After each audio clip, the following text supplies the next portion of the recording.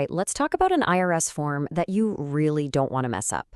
It's called Form 5472, and getting it wrong can come with a massive $25,000 penalty.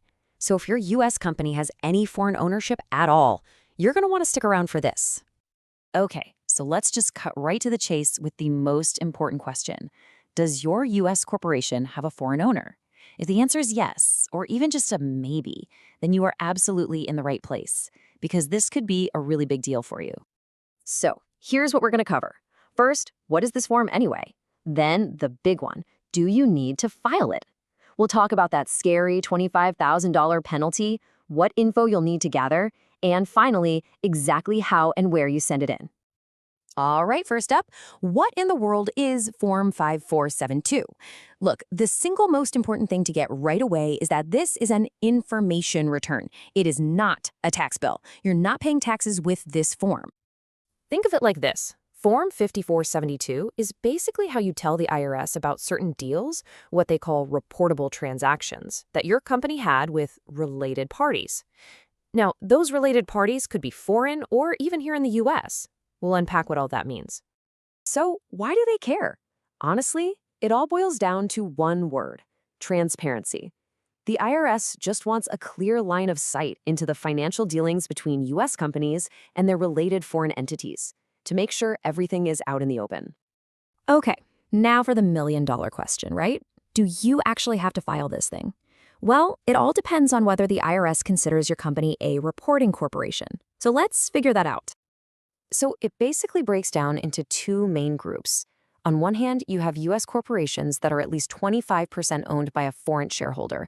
This also includes a specific kind of single-member LLC they call a disregarded entity, or DE for short. On the other hand, you have foreign corporations that are actively doing business here in the U.S. If you're in either of these buckets, you're probably on the hook. So what does the IRS mean by a 25% foreign shareholder? Well, it's pretty broad. It means any foreign person who owns, either directly or indirectly, at least 25% of the company's stock. And they measure that by either voting power or the total value of the stock.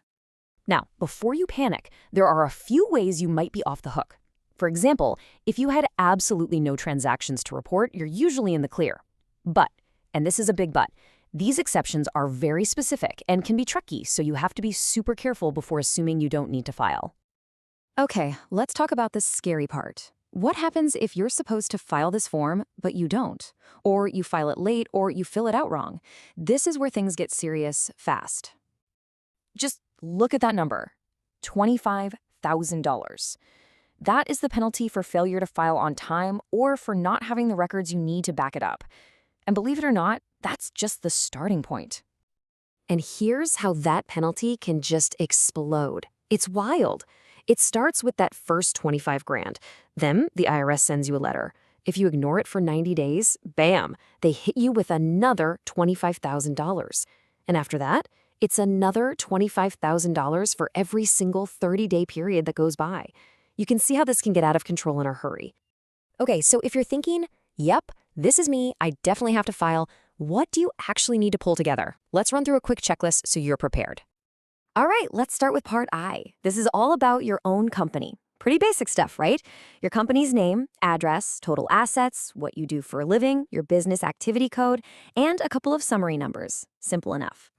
Okay, now for part 2, we need to get the details on your 25% foreign shareholder. Again, name, address, country, but also their U.S. tax ID number if they have one. If they don't, you'll have to get a special reference ID number for them.